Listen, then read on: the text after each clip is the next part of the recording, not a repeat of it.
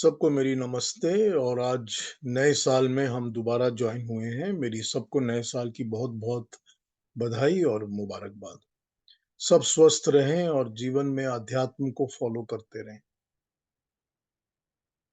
अरुणा जी ने आज ज्वाइन नहीं किया अभी तक। I don't know what is the problem. चलिए शुरू कर लेते हैं। एक गीता का ही एक श्लोक मैं देख रहा था जो कि हमने सेकंड चैप्टर में पढ़ा था। उस पे एक सेकंड के लिए, मतलब 1 मिनट के लिए विचार करते हैं, फिर आगे बढ़ जाते हैं। यततो ह्यपि कौन्तेय पुरुषस्य विपश्चिता इंद्रियाणि प्रमाथिनी हरन्ति प्रसभम मनः। प्रयत्न करते रहने पर भी प्रयत्न करते रहने पर भी बुद्धिमान पुरुष की इंद्रियां भी मन को हर लेती हैं, मथ डालती हैं। हम कोशिश करते रहते हैं, उसके बावजूद जो अक्लमंद और बुद्धिमान लोग होते हैं उनकी इंद्रियां भी उसके मन को अपने वश में करके मथ डालती हैं। मतलब ये है कि हम कोशिश तो करते रहते हैं कि हमको अपनी इंद्रियों को और मन को कंट्रोल करना है। इसके बावजूद जो बुद्धिमान लोग होते हैं, अक्लमंद लोग होते हैं, उनकी भी इंद्रियां, मतलब दुनिया की अट्रैक्शंस, उनके भी मन को इतना लालच दे देती हैं कि वो उनको फिर से अपनी तरफ अट्रैक्ट करके मथ देना का मतलब होता है एकदम रगड़ देती हैं, चटनी बना देती हैं। तो जितनी प्रैक्टिस की हुई होती है ना, वो सारी की सारी प्रैक्टिस जो है वो खराब हो जाती है। तो जो ये श्लोक सेकंड चैप्टर में था, ये जो ये श्लोक है, ये हमको यही बता रहा है। हम इसी के ऊपर तो चल रहे हैं ना अभी भी, सिक्स्थ चैप्टर में भी, कि अपने मन को वश में करो। तो मन से बुद्धि को पहले करो, फिर बुद्धि से मन को करो, फिर मन से अपनी इंद्रियों को वश में करो। मेकर लेकिन उसका जो रिवर्स, क्या कहा जाए उसको, बूमरैंग होता है, वो भी बहुत डेंजरस होता है। वो reverse boomerang itself also becomes very very dangerous. तो यही बता रहे हैं कि person has to be extremely careful, extremely careful. तो ये इसकी बात हुई। अरुणा जी ने ज्वाइन कर लिया हमारे को। थैंक यू अरुणा जी। आप म्यूटेड है, म्यूटेड है।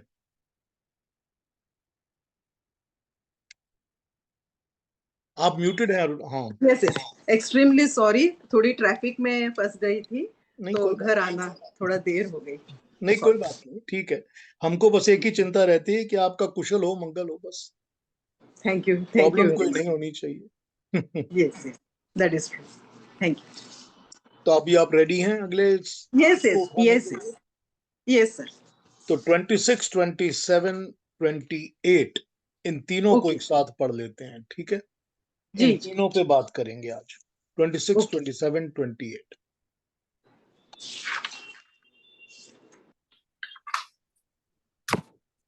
यतो यतो निश्चरति मनश्चञ्चलमस्थिरम् ततस्ततो नियम्यैतद् आत्मन्येव वशन्नये प्रशान्तमनसं येनं योगिनं सुखमुत्तमम् उपैति शान्तरजसं ब्रह्मभूतमकल्मषम् युञ्जन्नेवं सदात्मानं योगी विगतकल्मषः सुखेन ब्रह्म संस्पर्शम् अत्यन्तं सुखमश्नुते।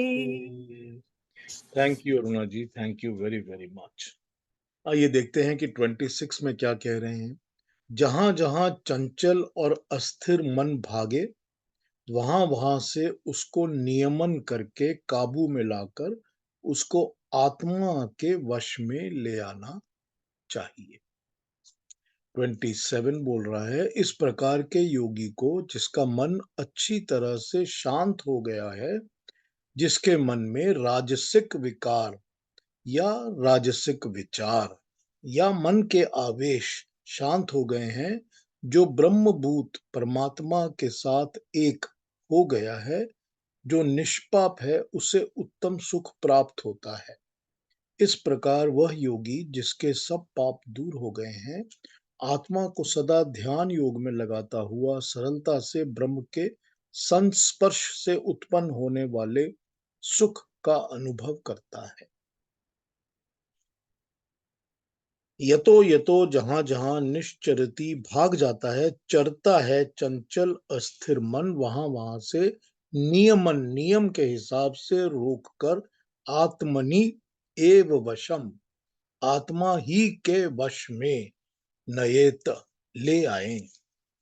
प्रशांत मनसह, जिसका मन अच्छी तरह शांत हो जाता है, एनम इसको, योगीनम योगी को, सुखम सुख, उत्तमम उत्तम, उपैति प्राप्त होता है, शांत रजसम, जो राजसिक रजस से शांत हो गया हो, रजस विकारों से शांत हो गया, ब्रह्म भूतम, जो ब्रह्म के साथ एक हो गया हो, निष्पाप हो गया हो, युंचन लगता है, एवं इस प्रकार सदा आत्मनम, आत्मा को, योगी विगत कल्मषः, जिसके पाप दूर हो गए हों, कल्मषः सब कालक, सब काला, ब्लैक्स, जिंदगी की कालिक जो विगत हो गई हो, खत्म हो गई हो, चली गई हो, पास्ट की बात हो गई हो, सुखेन सरलता से ब्रह्म संस्पर्शम, ब्रह्म ब्रह्म के साथ संस्पर्श, कनेक्शन, अत्यंतम बहुत ही सुख अश्नुते अनुभव करता है। बाकियों की ट्रांसलेशंस भी देख लेते हैं, इंग्लिश वाला पढ़ लेता हूं। 26. Drawing back the restless and fidgety mind from all those objects after which it runs, he should repeatedly fix it on God. For to the yogi whose mind is perfectly serene, who is sinless, whose passion is subdued, and who is identified with Brahma, the embodiment of truth, knowledge, and bliss, supreme happiness comes as a matter of course. ये ब्रह्मा की इम्बॉडीमेंट को define करते हैं इसमें और कहते हैं the Brahma is the embodiment of truth, knowledge and bliss. 28 का बता रहे हैं, the sinless yogi thus uniting his self constantly with God easily enjoys the eternal bliss of oneness with Brahma.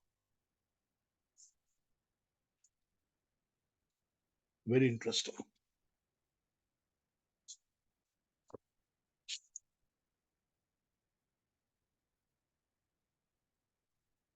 अब देखिए दो हिंदी की और पढ़ता हूं, इसमें से कौन सी आपको ज्यादा अच्छी लगती है देख लीजिए। 26. अपनी अस्थिरता के कारण ये चंचल मन जिधर जिधर निकल कर भागे, उधर उधर से उसको पकड़कर आत्मा के वश में ले आए। इस योगी का जब मन शांत हो जाता है तथा सूर्य प्रतिबिंबित दर्पण के समान ब्रह्माभिमुख होने से वह दोष रहित ब्रह्म भाव को प्राप्त हो जाता है, उस समय फल प्राप्ति के निमित्त इधर उधर दौड़ने वाला रजोगुण के शांत हो जाने के कारण उसे उत्तम सुख प्राप्त होता है। इस प्रकार अपने आप को योगाभ्यास में लगाता हुआ योगी कल्मश रहित होकर बड़ी सुगमता से उस अत्यंत सुख को पाता है जिसे ब्रह्म संस्पर्श कहते हैं। इंद्रियों के विषयों से स्पर्श द्वारा उत्पन्न सुख इंद्रिय संस्पर्श सुख कहलाता है, लेकिन आत्मा के का परमात्मा के साथ अतीन्द्रिय, बिना इंद्रियों के जो संपर्क होता है, उसको ब्रह्म संस्पर्श कहा जाता है। इसे योगी पूर्वोक्त विधि से सुख से पा लेता है। जैसे सूर्य प्रतिबिंबित दर्पण के समान ब्रह्माभिमुख होने से दोष रहित ब्रह्म भाव को प्राप्त हो जाता है, और उसी तरह फल प्राप्ति के निमित्त ये बड़ा इंटरेस्टिंग है इनका ट्रांसलेशन। बात करता हूँ इस पर, एक और पढ़ता हूँ फिर बात शुरू करते हैं। हम्म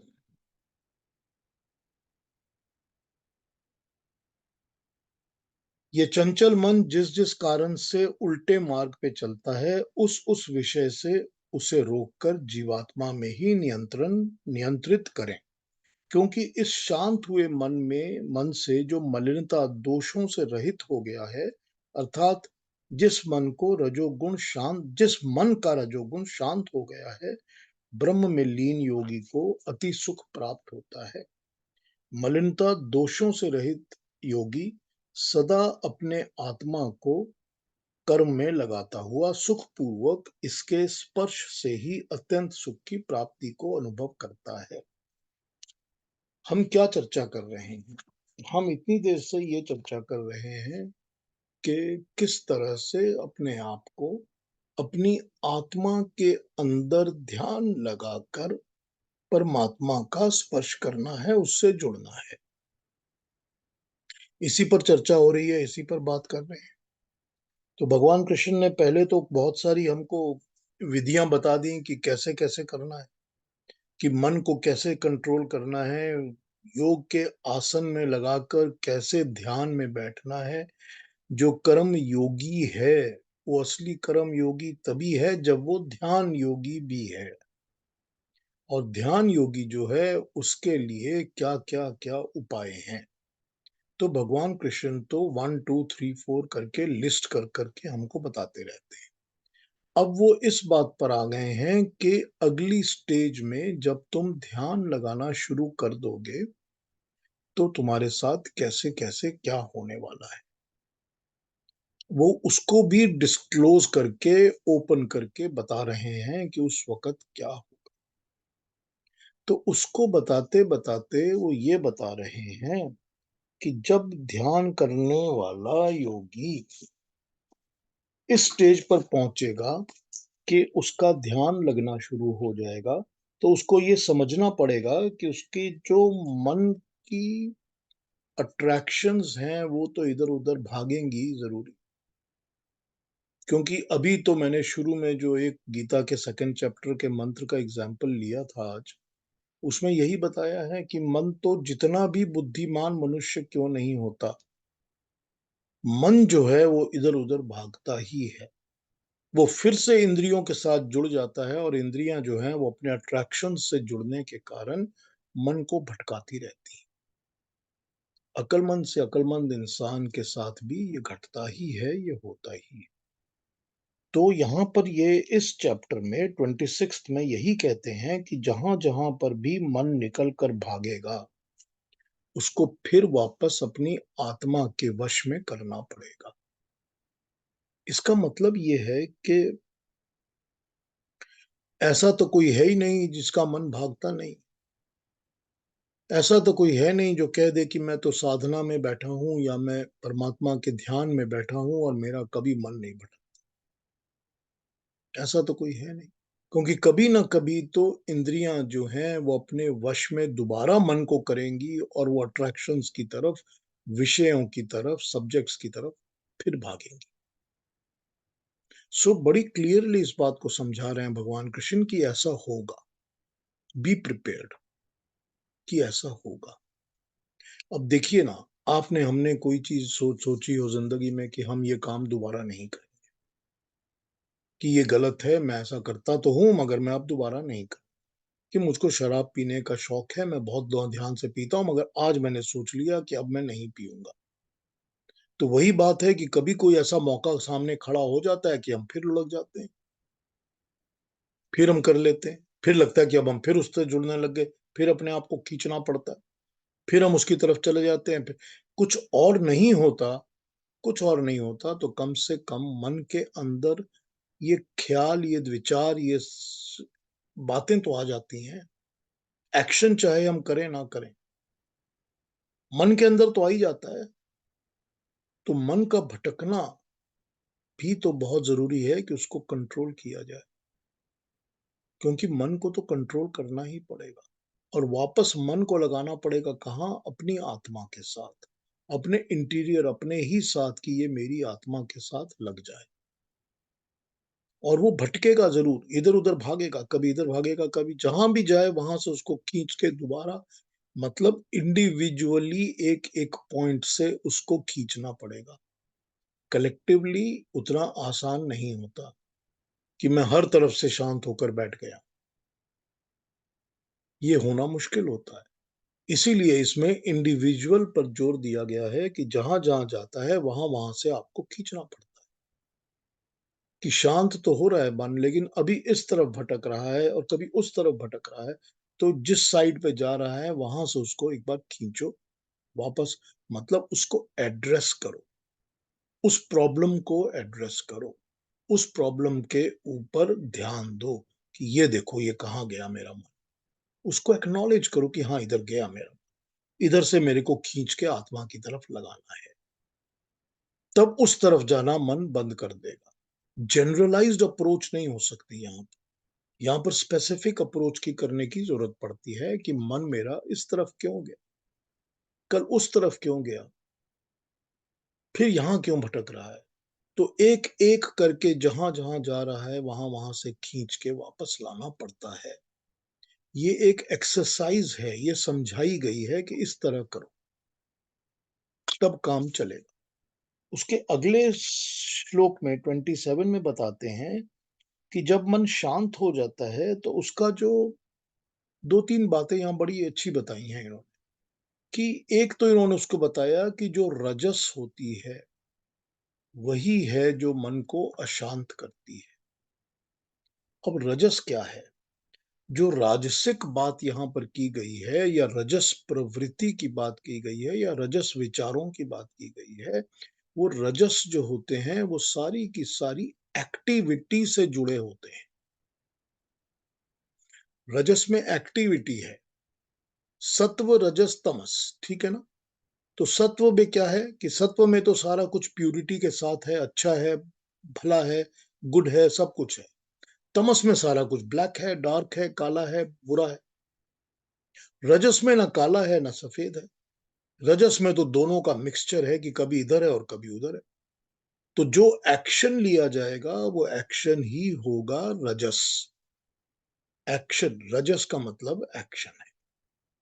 रजस अगर हम अपने अंदर जिस भी सेल को देखते हैं कि हमारे अंदर जो सेल्स हैं, वो जो सेल होता है, एक-एक जो अणु कहा जाए, एटम कहा जाए हमारे शरीर के अंदर जो है, वो एक-एक एटम के अंदर सत्व तो है ही, तभी उसके अंदर गुण है, क्वालिटी है, क्योंकि सत्व से ही उसके अंदर क्वालिटी आती है। और तमस से उस एटम के अंदर भार आता है, वेट आता है, या डार्कनेस आती है, या लेजीनेस आती है। और रजस से क्या आता है? रजस से एक्शन आता है। अगर हम उठ के चले जाते हैं कि हमको सोना का दिल कर रहा है, मैं काम नहीं करने वाला, मेरे को बस लेटना है, तो लेटने की तरफ जाने का भी तो एक एक्शन है ना। तो वो एक्शन रजस का एक्शन है, लेकिन वो तमस की तरफ जा रहा है। उसी तरह रजस का दूसरे एक्शंस भी सारे रजस के ही एक्शंस हैं। तो यूं समझ लीजिए जो प्रोटॉन्स होते हैं हर एक एटम के अंदर, वो गुण को अडेप्ट करते हैं, वो क्वालिटीज को, गुण को, अच्छी चीजों को एब्जॉर्ब करके रख लेते हैं यूज करने के लिए।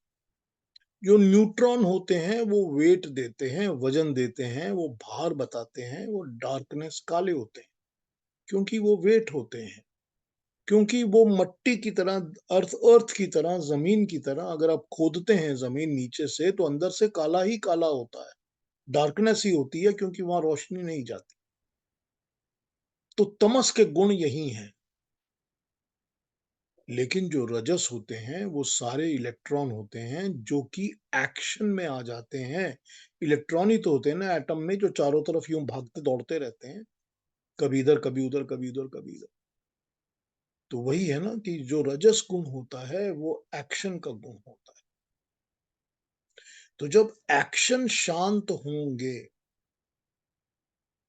तभी मन शांत होगा। मगर इसको जोड़ा किस चीज से है? इसको जोड़ा है इस चीज के साथ कि एक्शन जब शांत होंगे, तो कर्म फल शांत होने शुरू हो जाएंगे। कि जब तुम कर्म नहीं करोगे, जब कर्मों में उलझोगे नहीं, जब ऐसे कर्म नहीं करोगे कि जिसके फल की तुमको आशा रहती है,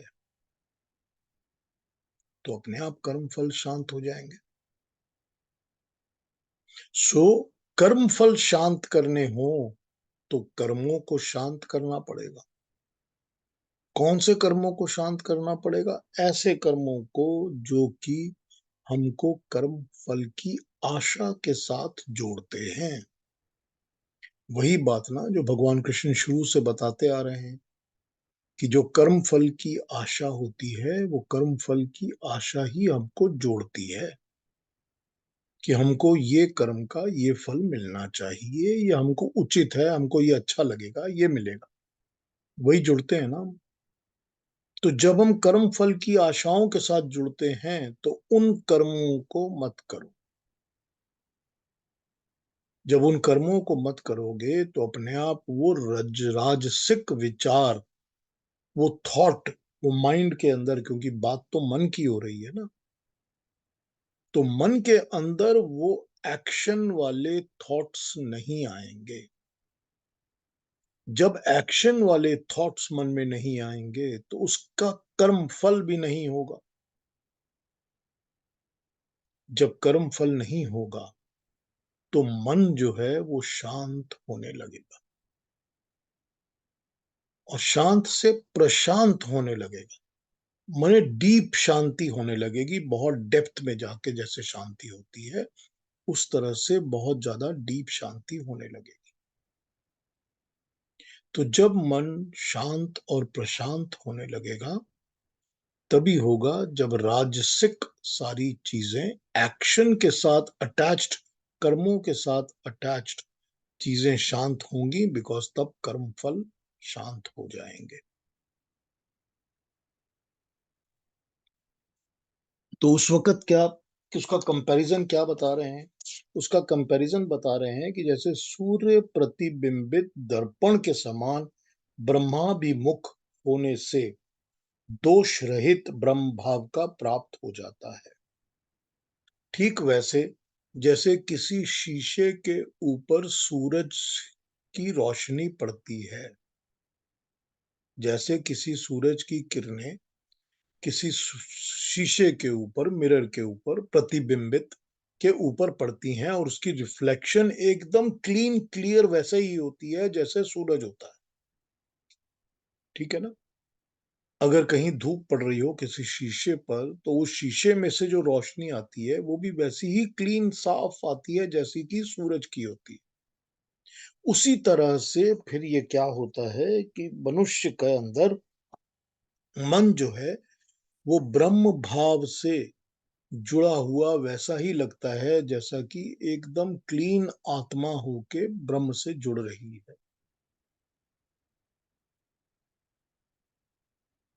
और ब्रह्म में क्या है? ब्रह्म में है ट्रुथ, नॉलेज एंड ब्लिस। ये इन्होंने बताया। ठीक है? तो सत्य, ज्ञान और मोक्ष, ये है ब्रह्म के अंदर। जब उसके अंदर से आत्मा ब्रह्म से जुड़ेगी, तो उसको सत्य प्राप्त होगा, ट्रुथ मिलेगा, सारी दुनिया की, सारी यूनिवर्स की जो सच्चाई है, जो सत्य है, वो उसको मिलना शुरू हो जाए। और नॉलेज, क्योंकि नॉलेज ज्ञान प्राप्त होगा। तो हम तो ज्ञान की ही बात कर रहे हैं शुरू से कि ज्ञान प्राप्त होना चाहिए, ज्ञान मिलेगा तभी काम चलेगा। तो सत्य, ज्ञान और मोक्ष। मोक्ष का क्या है? मोक्ष का है कि जब जन्म और मरण के बंधन से छूटेगा। तो यहां पर एक चीज बहुत जरूरी हो जाती है ये समझनी, कि जब कर्म और कर्म फल के बंधन से भी मनुष्य छूटता है, कि मैं कर्म फल के बंधन में जकड़ा हुआ हूं, मैं रोज इसी तरीके से अपनी जिंदगी बिताता हूं कि मुझको ये भी मिल जाएगा, वो भी मिल जाएगा, मैंने आज ये मेहनत की है, ये मिलेगा, आज वो मिलेगा। ये भी तो एक चक्कर है और बंधन है ना। कि कर्म फल भी कर रहा हूँ, मन भी उनकी तरफ चिपका हुआ है, उनके अंदर से जो कर्मों से जो कर्म का फल मिलने वाला है, उसकी आशा में भी लगा हुआ हूँ और कॉन्स्टेंटली उसी के चक्कर में घूमता जा रहा हूँ। तो एक कर्म कर्म से एक कर्म फल मिलता है, उस फल से मैं एक और कर्म करता हूँ, उस कर्म से मैं एक और फल मिलता है, फिर एक और कर्म करता हूँ, तो ये साइकिल चलता ही जा रहा है। तो इस साइकिल से भी तभी छूटूँगा, जब मुझको ज्ञान मिलेगा और मुझको सत्य का पता चलेगा। जब ये पता चलेगा कि रियल नॉलेज क्या है और अल्टीमेट ट्रुथ क्या है, कि अल्टीमेट ट्रुथ ये शरीर और प्रकृति नहीं है, अल्टीमेट ट्रुथ वो ब्रह्म है, मेरी आत्मा है जो परमात्मा से मिलके जुड़ना चाहती है। अल्टीमेट तो वही है। तो वो सच्चाई जो है, वो सत्य जो है जिसकी सत्ता है, वो परमात्मा जो कि जिसकी एंटिटी है, जो कि सच्चाई है, जो है। क्योंकि बाकी सब तो सत्ता होने के बावजूद अल्टीमेट ट्रुथ तो है नहीं, सब मिटने वाली चीजें हैं। शरीर तो मिट जाएगा। जब शरीर मिट जाएगा तो शरीर के साथ जितनी भी चीजें हैं वो सब मिट जाएंगे। जब मैं नहीं तो कुछ नहीं। अब उसके बाद मेरे पास घोड़े हैं, 4 मोटरें हैं, 3 गाड़ियां हैं, 4 मकान हैं, इनका क्या रह जाएगा? मैं जब मैं ही नहीं हूं तो इनका क्या वजूद क्या है इनका? इनकी इंपॉर्टेंस कहाँ है? तो मैं तो मिट जाऊंगा क्योंकि मेरा शरीर मिट जाएगा।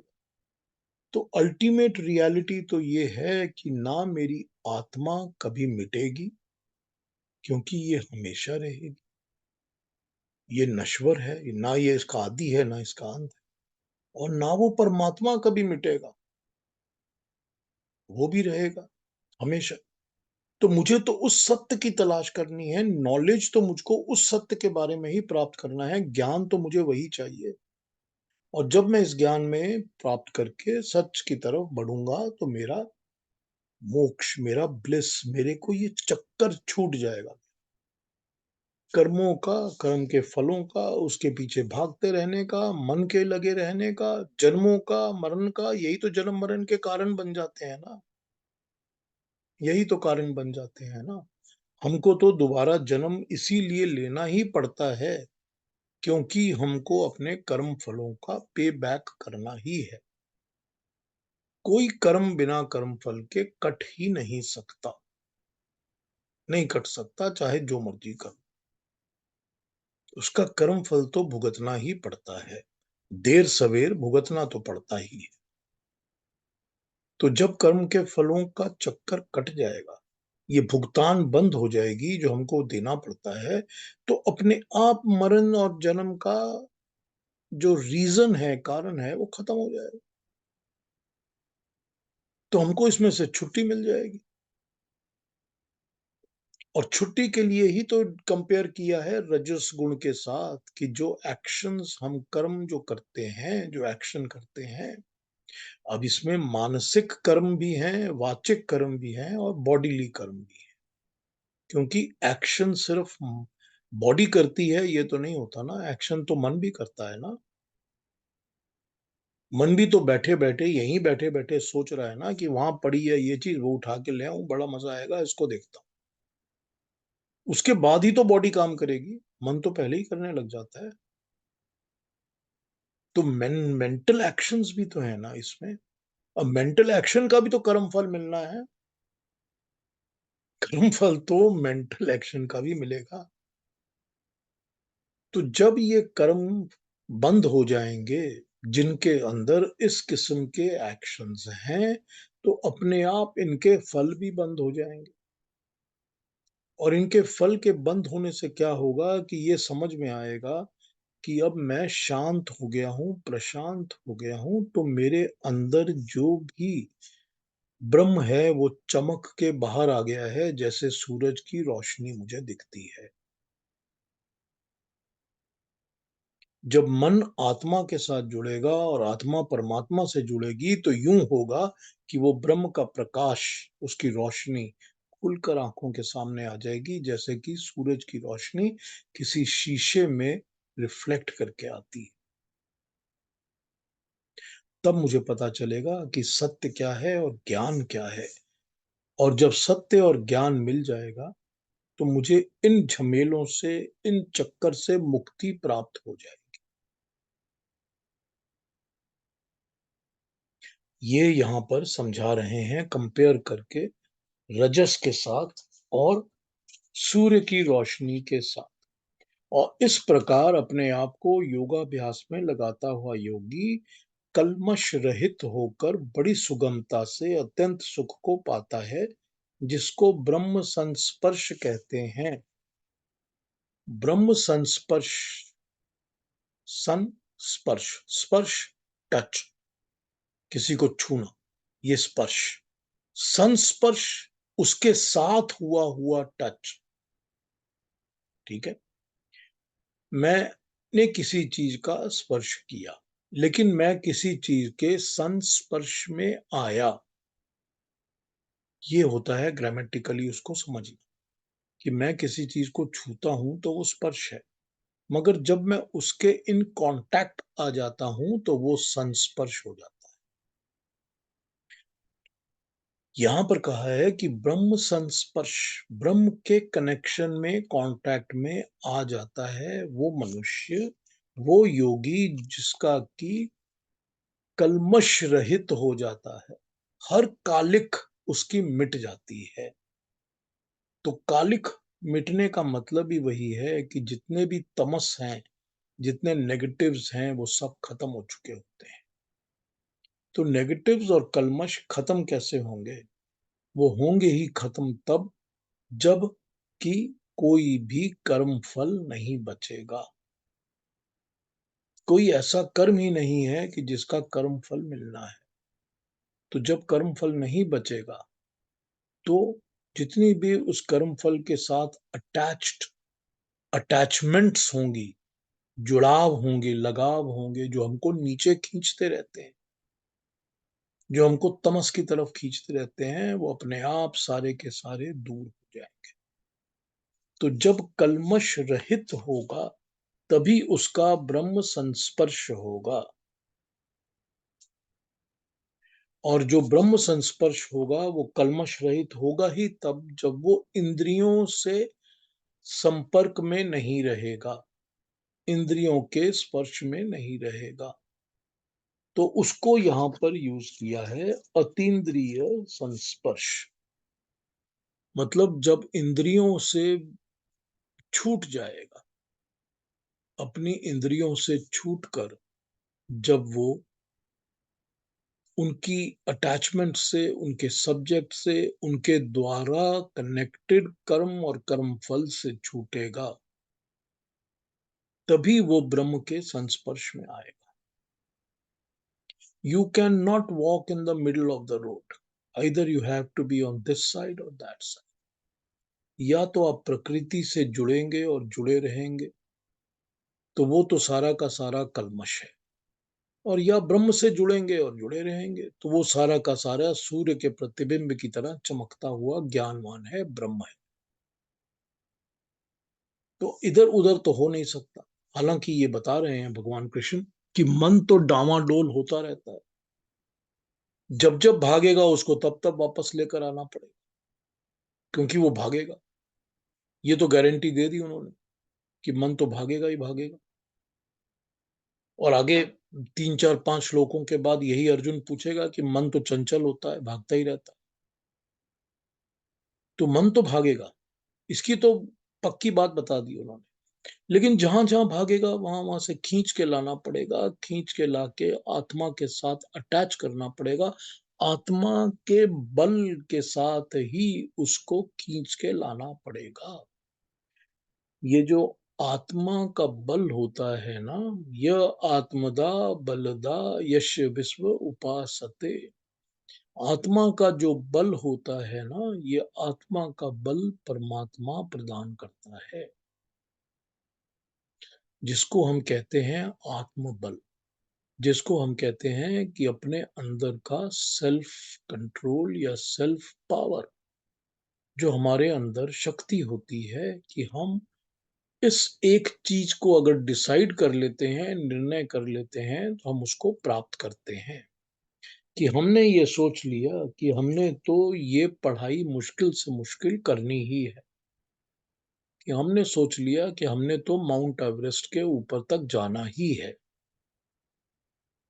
और दूसरी तरफ हमने ये सोच लिया कि ये नेगेटिव काम तो हमको करना ही है, कि हमने इस इंसान को मारना है, इसका खून करना। जो भी गलत काम आत्मा के अंदर, मन के अंदर उठता है, मन में उठता है पहले, उसके लिए जो अंदर से, आत्मा से जो ताकत मिलती है, वो ताकत का जो क्वांटम, उसकी जो अंदर की इंग्रेडिएंट्स हैं, वो परमात्मा का दिया हुआ बल है, शक्ति है, ताकत है। आत्मा का बल परमात्मा के द्वारा ही दिया हुआ होता है। तो क्योंकि हमको पता होना चाहिए कि वो आत्मा का बल परमात्मा का दिया हुआ है, हम उस बल को जैसे मर्जी यूज कर सकते हैं। हमको पावर तो मिल गया, वो पावर हमारे पास इलेक्ट्रिक के थ्रू फ्लो हो रहा है, जिसमें हम पंखा भी चला सकते हैं, बत्ती भी जला सकते हैं, हेयर ड्रायर भी चला सकते हैं, और किसी को झटका देने के लिए भी यूज कर सकते हैं। पावर तो मिल गया ना। वो पावर का सोर्स भी तो कोई है ना। वो पावर का सोर्स परमात्मा है। अब वो कैसे हमको उस बल को प्रयोग करना है, ये हमारे ऊपर है।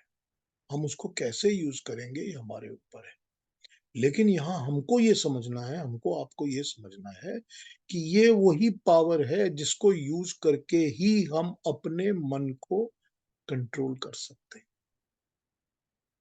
हम अपने मन के अंदर ये ला सकते हैं कि इधर से खींच लो, उधर से खींच लो, इसको इधर भटकने मत दो, उधर भटकने मत दो।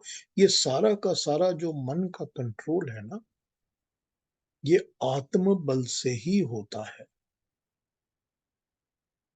तो आत्मा का बल, बल तो देने वाला वो है जो ऊपर बैठा है, और उसने सबको बल दिया हुआ है।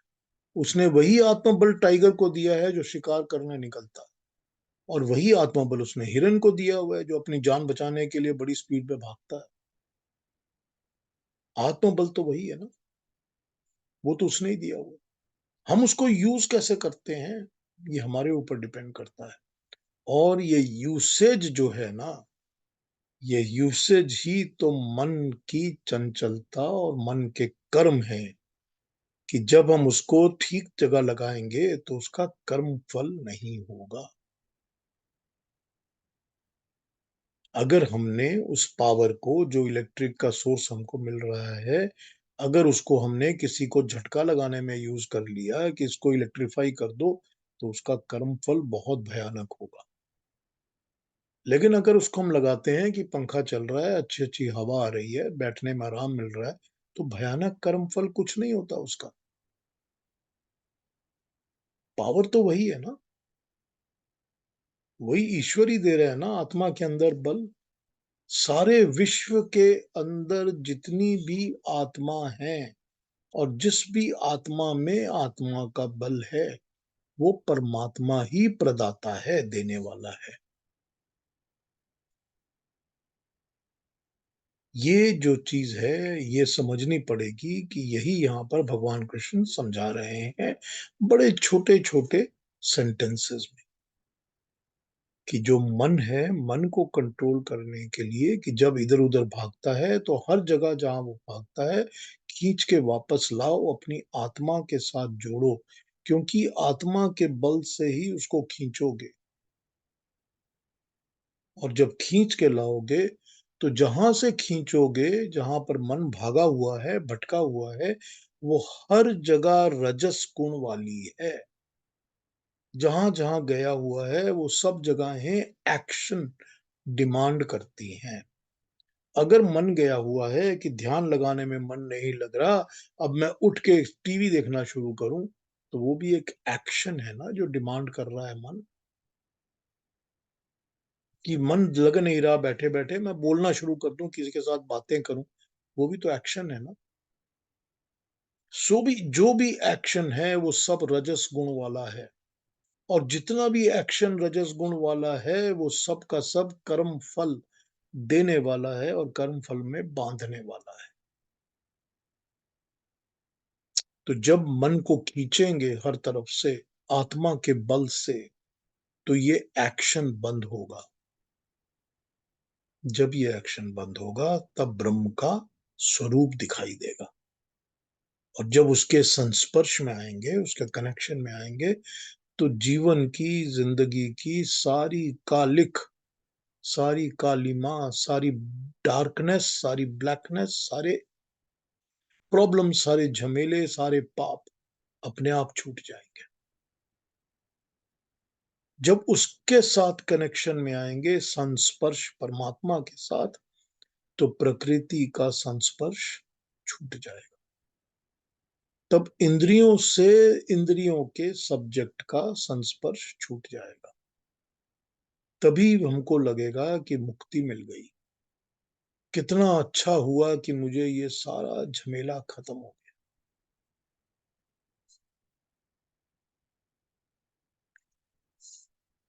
देखिए, मैं इसको इस तरह प्रेजेंट नहीं करना चाहता, लेकिन एक बार सोचिए, हम सब ने जिंदगी में इस चीज को भुगता हुआ है। जब हमारा कोई साथी, हमारा अच्छा प्रिय इंसान, उसकी मृत्यु हो जाती है, जब वो मर जाता है,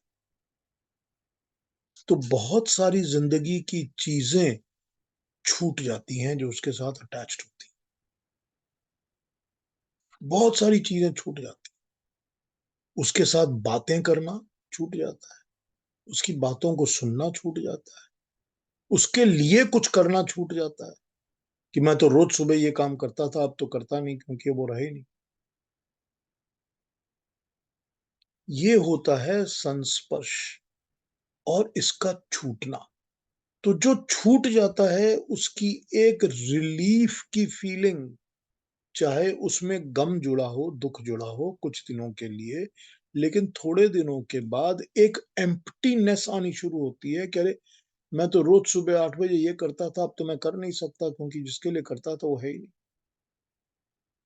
तो क्या हो गया, एक एम्प्टीनेस हो जाती है। और वो एम्प्टीनेस की फीलिंग आ जाती है जिसमें रिलीफ छुपी होती है कि छूट गया, एक बंधन था जो छूट गया।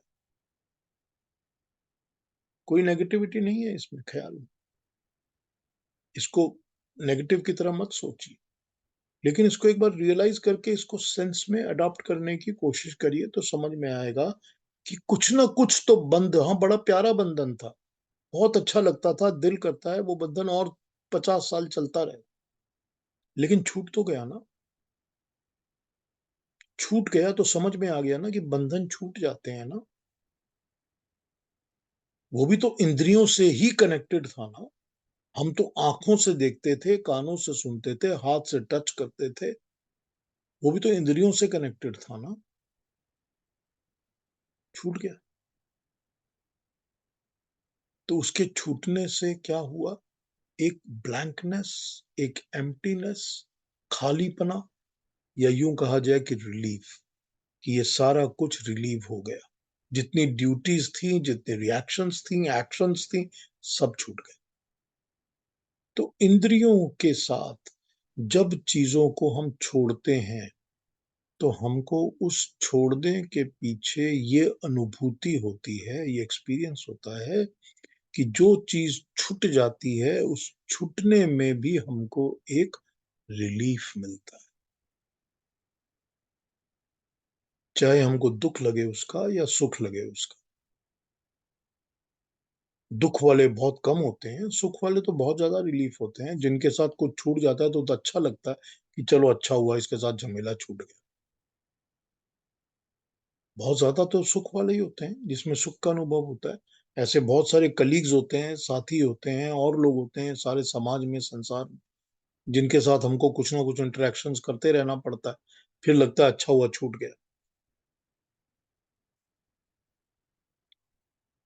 यही बात है।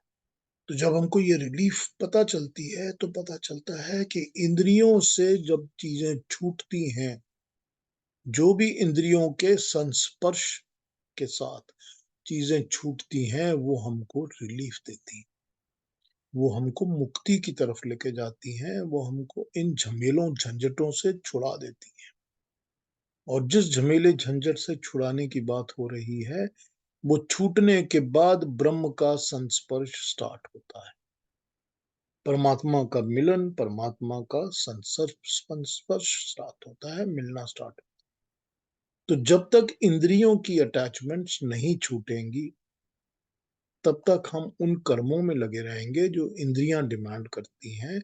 उन कर्मों में ही हम जब चिपके रहेंगे तो हमको कलमा कलमिश के अंदर, कालख के अंदर, हैवीनेस के अंदर, तमस के अंदर घुसे रहना पड़ेगा। तब तक हम उस रोशनी को जो कि परमात्मा की है हम देख ही नहीं सकेंगे, क्योंकि जो सूरज है उसकी रोशनी भी मिट्टी के अंदर नहीं जाती, जो उसके शीशे का प्रतिबिंब है, रिफ्लेक्शन है, वो भी मिट्टी के अंदर नहीं। तो वही बात, जब ये छूटेगा तभी ब्रह्म का संस्पर्श स्थापित होगा। अरे काफी टाइम तक बोल लिया। आप लोग कोई क्वेश्चंस हो आज ये 3 श्लोकों के बारे में, 26, 27, 28 के बारे में, तो पूछ लीजिए। अगर चाहेंगे तो मैं इसको फिर से एक्सप्लेन करूंगा, और जरूरत होगी तो मैं कल फिर इसके ऊपर बात करूंगा। यस लेकिन पीयूष इनको, जी, एक बार कल आप फिर इस पे बात कर लीजिएगा। रजस का आपने बहुत ही अच्छा समझाया। क्योंकि लेकिन ये प्रिंसिपल्स एस्टैब्लिश करते हैं ना, ये एक्शन फॉर्म में, हाँ, ये बहुत अच्छा लगा। इस दुनिया के, हमारे हमारे मन के, हमारे एक्शंस के, सब चीजों के प्रिंसिपल्स को डिफाइन करते हैं ये, कि कैसे क्या होता है। और इतना ज्यादा डेफिनेटिव है कि आप इसके ऊपर क्वेश्चन तो कर ही नहीं सकते कि ऐसा नहीं हो सकता। ये तो आप बोल ही नहीं सकते। ये एकदम सेट प्रिंसिपल्स हैं जो ये डिफाइन करते हैं श्लोक। तो मैं कल एक बार फिर बता दूंगा जरूर, पर अभी कुछ पूछना हो बहुत और अच्छा, बताना हो बहुत तो। अच्छा। वैसे दिमाग में अच्छे से पड़ गया है, लेकिन फिर भी बहुत अच्छा डिटेलिंग आपने जो बताई है, बहुत अच्छी। ठीक है, मैं दोबारा एक बार टच कर लूंगा इनके ऊपर। और कोई कुछ कहेंगे? किसी ने कुछ पूछना, कहना है?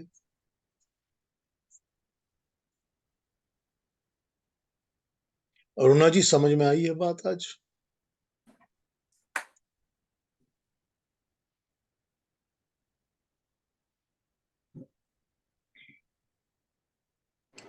जी, समझ में तो अच्छी तरह से आई। लेकिन मुझे एक लगा कि आपने जो कहा कि कोई बहुत करीब पर्सन की डेथ हो जाती है, तब एक रिलीफ महसूस होता है। तो ये इतना एक्सेप्ट होना मेरे लिए थोड़ा डिफिकल्ट है, इसलिए कि मुझे लगता है कि इसके लिए बहुत स्पिरिचुअल मैच्योरिटी की जरूरत है। जब वो मैच्योरिटी आ जाती है, तब शायद वो फीलिंग रिलीफ की आती होगी। लेकिन मुझे ज्यादातर दुख ही महसूस हुआ, मैं फ्रैंकली बता रही हूँ। लेकिन आप जो कह रहे हैं वो समझ में तो आ रहा है, लेकिन जिंदगी में उसे अपनाना या वो फीलिंग आना मुझे आज की तरह थोड़ा डिफिकल्ट महसूस होता है, क्योंकि नहीं, मेरी उतनी स्पिरिचुअल मैच्योरिटी नहीं है। नहीं अरुणा जी, इसमें ऐसा है कि रिलीफ के साथ असेंशियल नहीं है कि सुख हो, दुख भी हो सकता है। दुख तो हो ही सकता है, और दुख ऐसा है जो कि रहता है। लेकिन रिलीफ तो है ना, एक्शन का रिलीफ तो है ना। जिसके आप बातें करते थे उससे अब जी आप बात जी। नहीं कर सकते, तो एक एक्शन यस। का रिलीफ तो है। जिसकी बातें सुनते थे अब सुन नहीं सकते, जिसको देखते थे अब देख नहीं सकते, टच करते थे अब नहीं कर सकते, ये सारी चीजों के एक्शन का, इंद्रियों के एक्शन का रिलीफ तो है ना। जी, वो है। उसमें सुख करेक्ट। है या दुख है, ये दूसरी बात है। जी क्योंकि सुख भी है और दुख भी है, और ये तो रहेगा लगा। क्योंकि सुख और दुख भी तो आत्मा के गुण है ना, आत्मा में तो रहते ही है ना। जी वो तो रहेगा ही रहेगा। लेकिन एक हमको समझना पड़ेगा कि जब इंद्रियों के संपर्क से कोई चीज छूट जाती है, तो एक रिलीफ की अनुभूति हमको होती है। चाहे जी, दुखद वो समझ अनुभूति हो, में। दुख जी वाली हो चाहे सुख वाली हो, वो दूसरी बात है। लेकिन ये अनुभूति होती है। अब इस अनुभूति को ही अगर हम समझ के इसमें से ये एग्जाम्पल लेकर आगे बढ़ते हैं कि इससे अच्छा यही है कि इंद्रियों जहां जहां लगी हुई हैं उनको छोड़ दिया, क्योंकि इवेंचुअली जो चीज हमसे छूटेगी उसका हमको दुख होगा। जो भी चीज छूटेगी हमको, जिसकी लाइकिंग है उसके जब छूटेगी तो हमको दुख होगा। तो हमको जब दुखी होना है तो उससे अच्छा है कि इंद्रियों को अपने आप कंट्रोल करके इनके साथ जिनकी चिपकी हुई चीजें हैं उनको अपने आप ही त्याग करना शुरू कर दो। तो जब उनको त्याग करेंगे तभी तो मन आत्मा के कंट्रोल में आएगा ना। ये एग्जाम्पल है यहाँ पर। ठीक है। यस, मैंने शायद रिलीफ और सुख इसमें कंफ्यूजन हुआ, अब मुझे क्लैरिटी आई कि रिलीफ, दुख तो होता ही है, लेकिन उसके साथ साथ आप रिलीफ, अब मेरे समझ में आया। मतलब आई रिलीफ वॉज होने कंफ्यूज का, विथ रिलीफ एंड सुख। हाँ, रिलीफ होने का एग्जाम्पल हमारे सामने आ जाता है। करेक्ट। सुखद एग्जाम्पल है या दुखद है वो दूसरी बात है। जी। ठीक है ना। नाउ इट इज क्लियर, हाँ, थैंक यू, किसी थैंक यू। किसी चीज की दवाई खिलाई गई है, वो दवाई मीठी है या बहुत कड़वी है ये दूसरी बात है, पर रियलिटी ये है कि दवाई है। यस। वही रियलिटी है ना। आपने ठीक कहा, दुख नहीं जाता। सारी जीवन, सारी जिंदगी दुख नहीं जाता। उस दुख को हम अगले जन्म में साथ लेके चलते हैं। Now it is clear. Thank you, लेकिन थैंक यू। लेकिन रिलीफ तो है ना, हमको ये लेसन तो सीख सकते हैं ना कि रिलीफ है।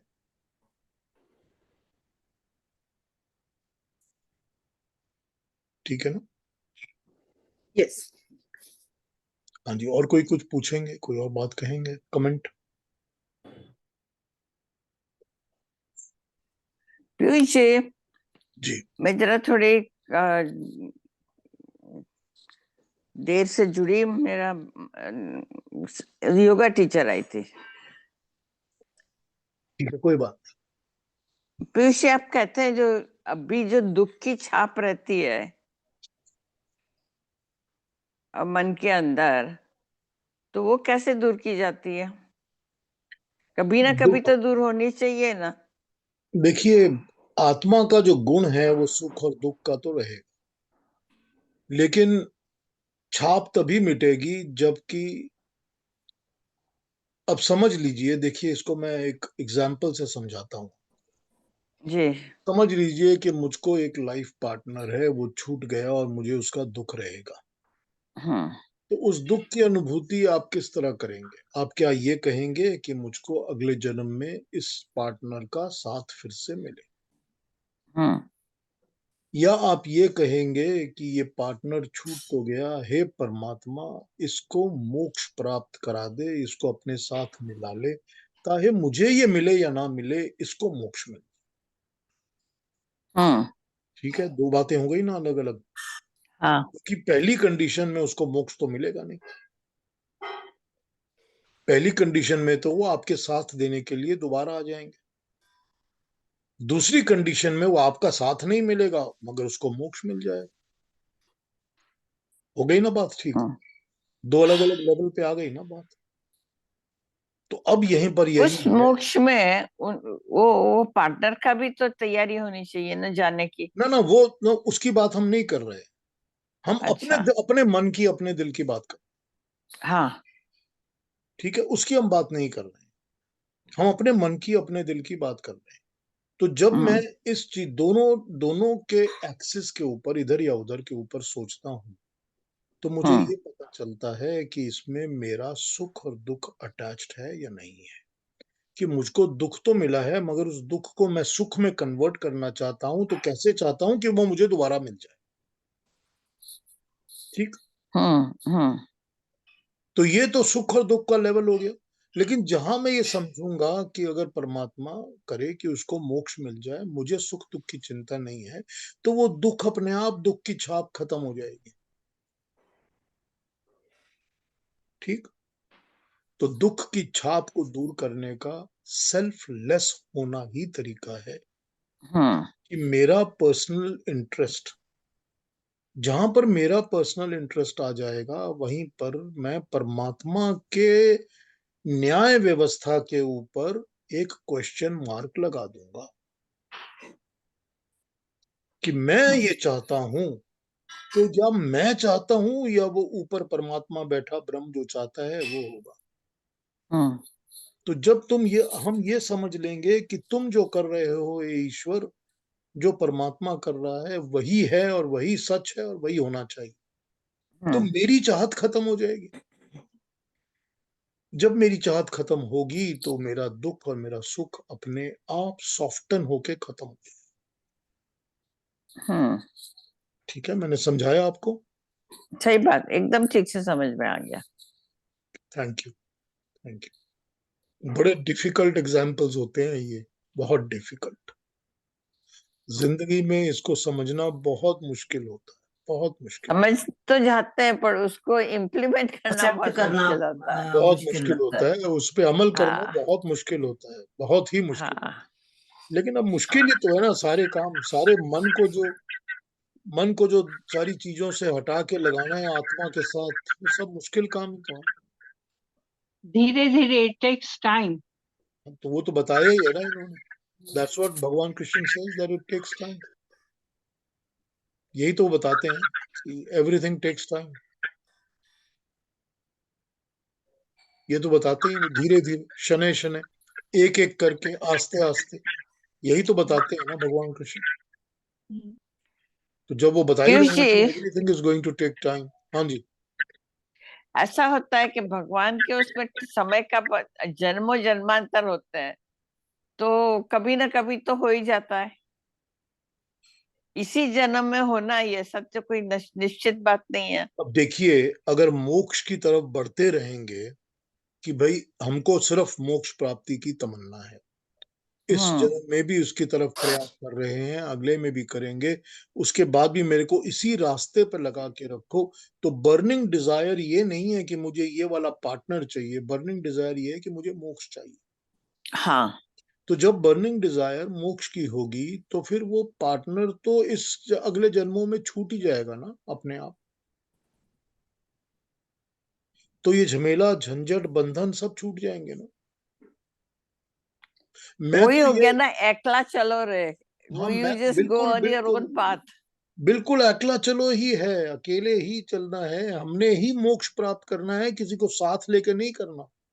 हाँ मेरे साथ पूरा ग्रुप नहीं जाने वाला, मुझे अपने लिए मोक्ष चाहिए, क्योंकि मेरी आत्मा मेरे एक शरीर में ही आती है, ये 10 शरीरों में नहीं आती। हम्म मेरे को कर्म फल मेरे ही कर्मों से भुगतने हैं, अपने ही हाँ कर्मों के कर्म फल, अपने ही मन के विचारों को मुझे कंट्रोल करना है, अकेला तो चलना ही पड़ेगा। हम्म हाँ जी, और कोई बात किसी के मन में एक और कुछ आ रहा है? बात थी इसके, इसी के साथ पीयूष जी, मैं पूछूं कि कोई और पूछ रहा था? नहीं, आप पूछिए पूछिए पूछिए।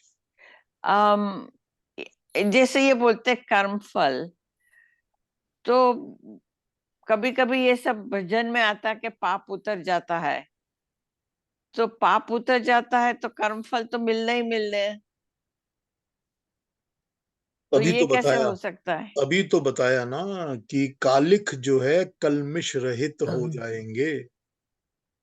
तो जब वो कर्म ही नहीं रहेंगे कि जिनके कर्म फल मिलने हैं, तो पाप तो उतर ही जाएंगे ना। जब ज्ञान मिल जाएगा, जब पता चल जाएगा कि असली सत्य क्या है, तो हम्म अपने आप उन कर्मों से, पापों से, कलमिश से, कालिख से मुक्ति मिल जाएगी। हम्म तो जब मुक्ति मिल जाएगी तो अपने आप पाप छूट जाएंगे ना, हाँ हाँ हाँ पापों का बंधन छूट जाएगा ना, तभी तो मुक्ति मिलेगी। तो यही तो समझा रहे हैं कि जब मन और मन के विचार उस तरफ नहीं जाएंगे, कर्म ही ऐसे नहीं रहेंगे कि जिनका कोई कर्म फल मिलना चाहिए, तब अपने आप तो कर्म फलों का बंधन छूट जाएगा, तो पाप कलमिश रहित पाप भी छूट जाएंगे ना। अच्छा अच्छा, सही बात है। ठीक है ना। हम्म अलका जी कुछ कहेंगी आप? नेक्स्ट में थोड़ा इसको करना, और दो तीन क्वेश्चंस हैं मन में। एक तो रिलीफ वाले पे मैं करूंगी, पूरा वीक थोड़ा सेल्फ असेस करूंगी। बट अभी आपने थोड़ा इससे मुझे थोड़ा सा क्लियर हुआ है कि अगर उनके लिए मोक्ष की तुम कामना कर लोगे तो शायद थोड़ा रिलीफ फील कर पाओगे। अदरवाइज आपने ना बड़ा टचिंग सा एग्जाम्पल उठाया है। बहुत आप टचिंग कोई था। और कर्म का उठाते तो शायद हम इतना ना उससे अटैच हो पाते, बट आपने बड़ा सेंसिटिव उठाया है, तो इसीलिए थोड़ा सा हमें समझने में दिक्कत आ रही है रिलीफ वर्ड को। एंड सेकंड, अभी जैसे तो कर्म फल ही छोड़ने हैं, तो कर्म कर्म करना तो छोड़ नहीं सकते हैं, तो इस तरह से क्या कर्म करें, उनको कैसे छोड़ें? और एक तीसरा ये कि अगर मोक्ष ही हम चाहते हैं तो फिर भी क्या अगला जन्म मिलेगा? अब कुछ नहीं चाहिए, हर वक्त यही प्रार्थना करो कि कुछ नहीं चाहिए, सब कुछ मिला हुआ है, पर अब पता लगे कि ये सब के बाद भी खुशी नहीं है, अगर तो मोक्ष ही चाहिए, तो क्या फिर भी अगला जन्म मिलेगा ही या मोक्ष मिलेगा? ये थोड़े दो तीन थे, अभी टाइम हो गया, आप तीनों नेक्स्ट बातों में पे कल बात कर लूंगा, तीनों बातों।